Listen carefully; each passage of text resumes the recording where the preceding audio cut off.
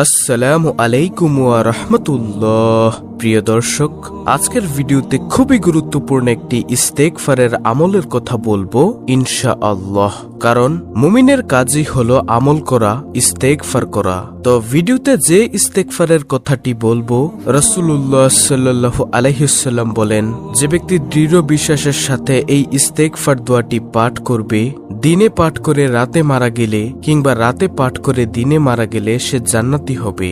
সুবহানাল্লাহ। শুধু তাই নয়, যদি কষ্ট করে এই ছোট্ট ইস্তেগফারটি সকাল সন্ধ্যায় পাঠ করতে পারেন, আল্লাহ তাআলা আপনাকে নিজে সকল ধরনের দুর্ঘটনা থেকে, আগুন পানির ক্ষতি থেকে, সকল প্রকার ক্ষতি থেকে হেফাজত করবেন, গায়েবী রিজিক দান করবেন, হাজার সমস্যার সমাধান হবে, সংসারে অভাব অনটন আর থাকবে না। সুবহানাল্লাহ। বৃষ্টির মতো রিজিক চারদিক থেকে আসতে থাকবে, অকল্পনীয় উৎস থেকে আল্লাহর রিজিকের ব্যবস্থা করে দিবেন। সুবহানাল্লাহ। দেখেন, অনেকেই ধৈর্য হারিয়ে ভিডিওতে কমেন্ট করে বসেন যে ভিডিওতে বেশি কথা বলা হয়। শুনুন প্রিয় দর্শক, ইসলামের আলোর প্রতিটি ভিডিও 3টি পার্টে তৈরি করা হয়। নম্বর 1, আমলের ফজিলত। আপনি যে এই আমলটি করবেন তার ফজিলত কি, আপনার কি লাভ হবে, আপনি কি পাবেন এই আমলগুলো করলে। নম্বর 2, সেই আমলটি সম্পর্কে, যে আমলটি নিয়ে ভিডিওটি তৈরি হয়েছে সেই আমলের সম্পর্কে। নম্বর 3, এই আমলটি আপনি কোন সময় করবেন, আমলের নিয়ম কানুন সম্পর্কে। এই বিষয়গুলি নিয়েই 3টি পার্টে প্রতিটি ভিডিও তৈরি করা হয়। প্রথম পার্টে যে অংশ, আমলের ফজিলত, এইটুকু শুনলেই অনেক ধৈর্যহীন মানুষ আছেন যারা ধৈর্য হারিয়ে ফেলেন এবং বলেন শুধু সরাসরি আমলের নিয়ম বলে দিলেই তো হয়, এটাই তারা বলে থাকেন। দেখেন প্রিয় দর্শক, দোয়া, আমল, ইস্তেগফার ইসলামের সকল শিক্ষণীয় বিষয় ধৈর্য ধরে শিখতে এবং পালন করতে হয়। ইসলামে কোনো কিছু তাড়াহুড়ার মাধ্যমে করা যায় না। তাড়াহুড়া হলো শয়তানের কাজ। আল্লাহ তাআলা আমাদেরকে সঠিক বুঝদান করুন, আমিন। তো আজকের ভিডিওটি মূলত ইস্তেগফার নিয়ে, চলুন শুরু করা যাক। রাসূলুল্লাহ সাল্লাল্লাহু আলাইহি ওয়াসাল্লাম বলেন, আল্লাহর শপথ, আমি প্রতিদিন 70 বারেরও বেশি তওবা ও ইস্তেগফার করে থাকি। সহিহ বুখারী, হাদিস নম্বর 6306 নম্বর হাদিস। শুনুন, ইস্তেগফার পাঠ করলে পরকালীন উপকার পাওয়া যাবে 4টি, আর দুনিয়ার মধ্যে উপকার পাবেন 7টি। ইস্তেগফার করার মাধ্যমে আমরা পরকালীন জবাবদিহি ও শাস্তির হাত থেকে রক্ষা পাবো ইনশাআল্লাহ। তো ইস্তেগফার পাঠ করলে পরকালীন উপকার 4টি হচ্ছে, নম্বর 1, গুনাহ থেকে মুক্তি। আল্লাহর দরবারে ক্ষমা প্রার্থনা করলে আল্লাহ বান্দাকে ক্ষমা করেন। আল্লাহ তাআলা আমাদের জীবনের সকল গুনাহ ক্ষমা করে দিবেন। সুবহানাল্লাহ। নম্বর 2, সুসংবাদ লাভ। ইস্তেগফার পাঠকারীর জন্য মহানবী সাল্লাল্লাহু আলাইহি ওয়াসাল্লাম পরকালীন জীবনের সুসংবাদ দান করেছেন। তিনি বলেন, সে ব্যক্তির জন্য সুসংবাদ যার আমলনামায় অধিক পরিমাণে ইস্তেগফার আছে। শুআবুল ঈমান, প্রথম খণ্ড, হাদিস নম্বর 381। নম্বর 3, জান্নাত লাভ। ইস্তেগফারের আমল করে গুনাহ থেকে আল্লাহ তাআলার কাছে ক্ষমা চাইলে আল্লাহ আমাদের জীবনের সকল গুনাহ ক্ষমা করে দিবেন, মৃত্যুর পর আমাদেরকে জান্নাত দান করবেন। সুবহানাল্লাহ। নম্বর 4, জান্নাতে মর্যাদা বৃদ্ধি।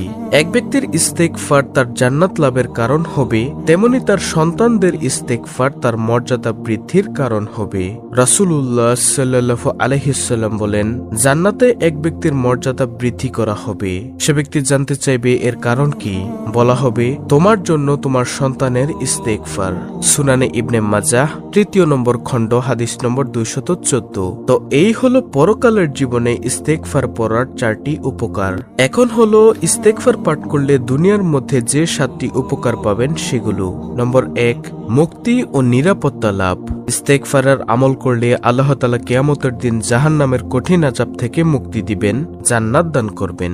নম্বর 2, বরকত লাভ। ইস্তেগফার পাঠকারীর জীবনে আল্লাহ বরকত দান করেন, ধনসম্পদ ও সন্তান সন্ততিতে বরকত দিবেন। সুবহানাল্লাহ। নম্বর 3, আল্লাহর অনুগ্রহ লাভ। মহান আল্লাহ ইস্তেগফারের পুরস্কারের ঘোষণা করে বলেন, কেন তোমরা আল্লাহর কাছে ক্ষমা প্রার্থনা করছো না, যাতে তোমরা অনুগ্রহ প্রাপ্ত হতে পারো। সূরা নামল, আয়াত নম্বর 46। নম্বর 4, উত্তম জীবন লাভ। ইস্তেগফারের আমলের কারণে আল্লাহ তাআলা আমাদের উত্তম জীবন দান করবেন, শান্তিময় সুখময় জীবন দান করবেন, সম্মানের জিন্দেগি দান করবেন। সুবহানাল্লাহ। নম্বর 5, আল্লাহর সাহায্য লাভ। ইস্তেগফার পাঠকারী আল্লাহর সাহায্য লাভ করে। আমরা যত কঠিন বিপদে পড়ি না কেন, আমরা যদি ইস্তেগফার পাঠ করতে পারি, নিয়মিত ইস্তেগফারের আমল করতে পারি, তাহলে আল্লাহ তাআলা আমাদেরকে বিপদ থেকে সাহায্য করবেন, বিপদ থেকে উদ্ধার করবেন। সুবহানাল্লাহ। নম্বর 6, অন্তরের পবিত্রতা লাভ। ইস্তেগফার করার মাধ্যমে মানুষের অন্তর পবিত্র হয়। রাসূলুল্লাহ সাল্লাল্লাহু আলাইহি ওয়াসাল্লাম বলেন, বান্দা যখন একটি গুনাহ করে তখন তার অন্তরের মধ্যে একটি কালো চিহ্ন পড়ে। অতঃপর যখন সে গুনাহের কাজ পরিহার করে ক্ষমা প্রার্থনা করে এবং তওবা করে তখন তার অন্তর পরিষ্কার ও দাগমুক্ত হয়ে যায়। সুনানে তিরমিজি 3334 নম্বর হাদিস। নম্বর 7, সংকট থেকে মুক্তি লাভ। আমরা অনেক সময় বিভিন্ন সংকটের মধ্যে পড়ে যাই। ইস্তেগফার মানব জীবনের সংকটগুলো দূর করে।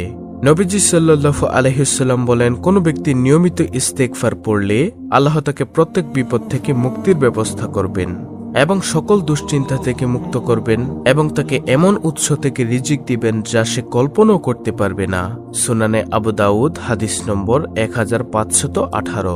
দর্শক, এখন প্রশ্ন হলো, এই ইস্তেগফারটি আপনি কখন পড়বেন?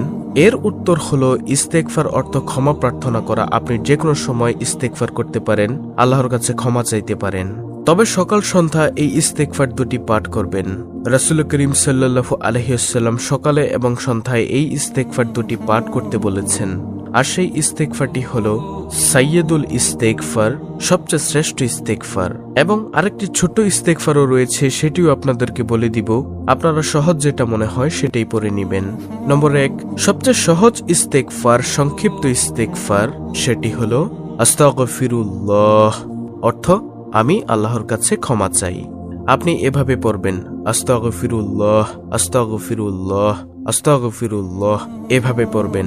নম্বর 2, সাইয়্যিদুল ইস্তেগফার, ক্ষমা প্রার্থনার শ্রেষ্ঠ তওবার দোয়া। আবারও শুনুন, রাসূলুল্লাহ সাল্লাল্লাহু আলাইহি ওয়াসাল্লাম বলেন, যে ব্যক্তি দৃঢ় বিশ্বাসের সাথে এই দোয়া পাঠ করবে, অর্থাৎ এই ইস্তেগফারটি পাঠ করবে, দিনে পাঠ করে রাতে মারা গেলে কিংবা রাতে পাঠ করে দিনে মারা গেলে সে জান্নাতি হবে। সুবহানাল্লাহ। আর সেই সাইয়্যিদুল ইস্তেগফারটি হলো, আল্লাহুম্মা আনতা রাব্বি লা ইলাহা ইল্লা আনতা খলাকতানি ওয়া আনা আবদুকা ওয়া আনা আলা আহদিকা ওয়া ওয়াদিকা মাসতাতু আউযু বিকা মিন শাররি মা সানাতু আবুউ লাকা বিনিআমাতিকা আলাইয়া ওয়া আবুউ লাকা বিযাম্মি ফাগফিরলি ফাইন্নাহু লা ইয়াগফিরুয যুনুবা ইল্লা আনতা। এটি হলো সাইয়্যিদুল ইস্তেগফার। স্ক্রিনের মধ্যে আমি উচ্চারণ সহ দিয়ে দিয়েছি, আপনারা সেখান থেকে স্ক্রিনশট নিয়ে মুখস্থ করে নেবেন। সাইয়্যিদুল ইস্তেগফারের অর্থটি আপনি বাংলাতে শুনুন, তাহলে আপনি বুঝতে পারবেন যে এই ইস্তেগফারটিতে কি বলা হয়েছে। অর্থ হলো, হে আল্লাহ, একমাত্র আপনি আমাদের প্রতিপালক, আপনি ছাড়া আর কোনো উপাস্য নেই। আপনি আমার স্রষ্টা এবং আমি আপনার দাস। আমি আপনার সঙ্গে কৃত ওয়াদা ও অঙ্গীকারের উপর সাধ্য অনুযায়ী অটল ও অবিচল আছি। আমি আমার কৃতকর্মের সব অনিষ্ট থেকে আপনার কাছে আশ্রয় প্রার্থনা করছি। আমার উপর আপনার দানকৃত সব নিয়ামত স্বীকার করছি।